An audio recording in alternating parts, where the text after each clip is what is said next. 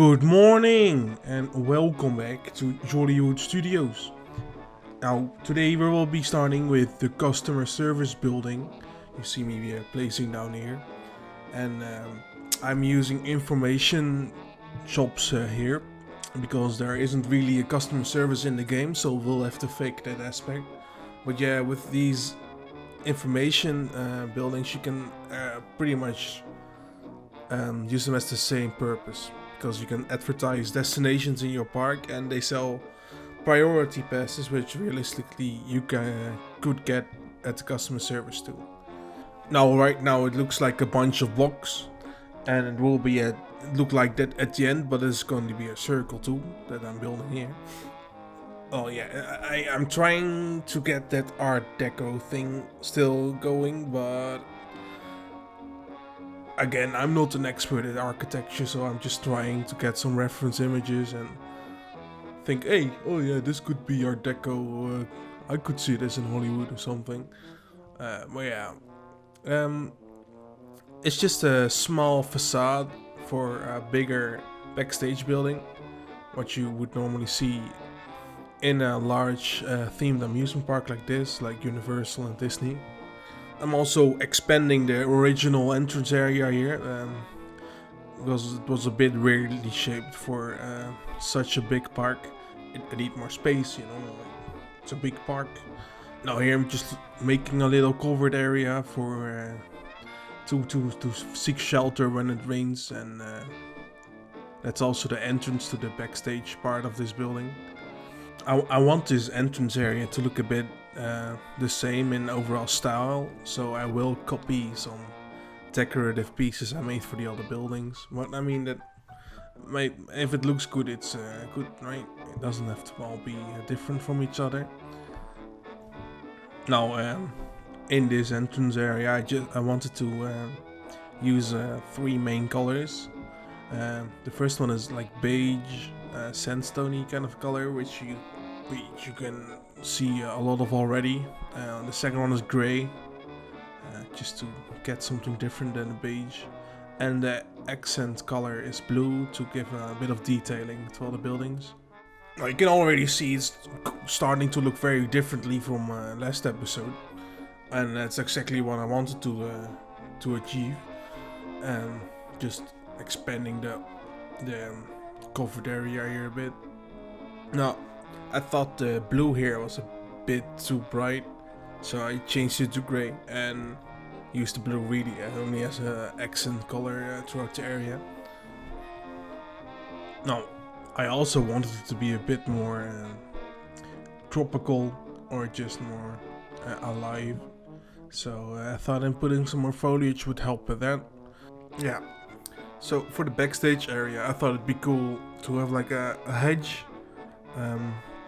like a little hedge entrance that covers the side of the backstage building, but it still allows people to walk through it, like this.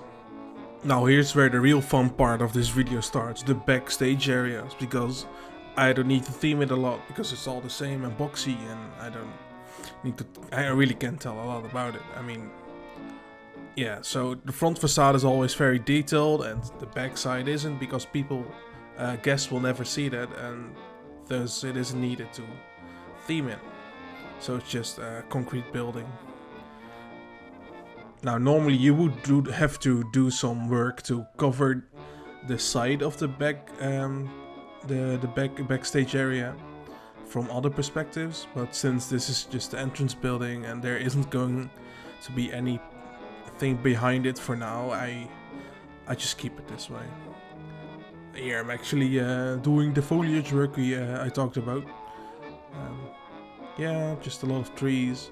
Like, that's kind of a cheat in the game. If an area looks shit, you just put a lot of trees and foliage down and it looks better already. Not good necessarily, but better. I try to keep the same trees in the same area, and outside of the park the same trees too, because it's all set in this biome we talked about in the first episode. Now, in the backstage area, I'm basically just gonna put down what I always do, some boxes, some pallets, a pump wagon, which is UGC. There's some great UGC stuff out there for backstage areas. I mean, they gave us a lot on the studio spec, which will really help in this park. But there's also some great UGC we're using. Now in a month's time, the Planet Zoo beta will come out, and you can play it for 2 weeks if you pre-order it. So obviously I'm gonna do that, and I'm thinking about making a park that's related to this one, because it's all in the same universe. So basically like Disney World, there's the Magic Kingdom park, which is this. Well, this is more like Hollywood Studios. Yeah, this is Hollywood Studios, and then the Planet Zoo park will be Animal Kingdom, and then maybe in the far future, I will make a City Walk park like Disney Springs or Disney Village here in Europe, with some hotels next to it, and there's going to be a monorail connecting them all, well, not really in the parks, but hypothetically, and more parking lots, so that will be good content. Yeah, that seems like a really good idea, and just keep those parks and continue it reiterating on the stuff in there when new stuff releases. Another good reason to separate those parks is performance, because right now when I'm doing this video, I've already built more into the park. There's already a first coaster I'm working on, but I can already see the performance is starting to tank a bit, so that's already scaring me. And yeah, that shouldn't be a problem when I'm using multiple parks, right? So that's the plan for now. So if you guys have any ideas for branding or things I could do to advertise this park in the zoo park and stuff like that, I'm really looking forward to that. I'm probably gonna make like little animations or something, or posters for the parking lots, and you can see flyers for the other parks, and just like Disney World. I mean, it will be a lot of work, but it's something we can like work towards and make a planning of. So yeah. Now on the first episode, the parking lot one, a guy named Casio recommended I themed one bus station very well, and the other ones not so much. And basically only have one, technically one working station for the bus, and just putting pass track on the other stations. And what it means is with the pass track you can set how long the ride vehicle will stop at that point before continuing.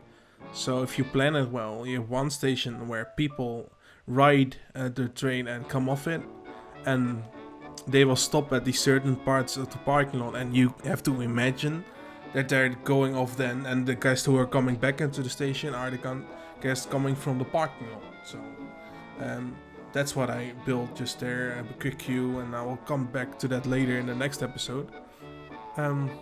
Oh, I haven't talked about this building at all. Yeah, this is another customer service building, but I guess it has like a different purpose, maybe like a dog kennel, like Efteling here does, or some other purpose. There's also a first aid building in this building section, but that's inside the park, and there's usually only one, so this is going to be quite a big building, because there's a toilet block, 2 customer service buildings, and a first aid. So there's a lot of stuff going on here. Hypothetically, but not really. I mean, yeah. Now there might be a possibility where I will return to these areas in later episodes. Right here, for example, I just put some basic walls to cover the building from the inside. But maybe later I want to actually decorate them if it's needed. So I mean, it's fun to see all the areas again in newer episodes, right? I also want the first version of this park to be done in a couple of months, like maybe the end of the year, because I don't really like working on a park so long that I just get burned out by it. And obviously if the performance will tank, you won't see that here because it's sped up, but playing with like 5 FPS is not something I really want to do. That's also why I want to split up those parks. And Planet Zoo is already going to be a quite intensive game to run, I think, just looking at the lighting engine and the weather systems. So I'm really a bit hesitant to build a gigantic park. I'm also placing some ATMs here. Well, just one here, but there will be one later, added later. Wait, what? Yeah, okay. Well, if you guys are playing in challenge mode, by the way, when building this park I came after the perfect moneymaker, the Studio Tram Tour pass. Because it's only going through the parking lot and I'm asking a $30 ride fee for it. And people just keep walking into the queue. Like, they come out of the train and come back into it. Now, the capacity of the trains is 80 people. Now, every 90 seconds there's a train leaving the station. So, 30 times 80 is 2,400.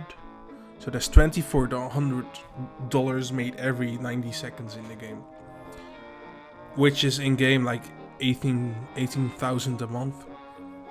And it's just a parking lot too, right? And it just keeps on going. So I'm playing in sandbox mode, obviously, but that seemed quite cool to me, so I thought I'd tell you guys. Now here I'm just finishing off the rest of the building.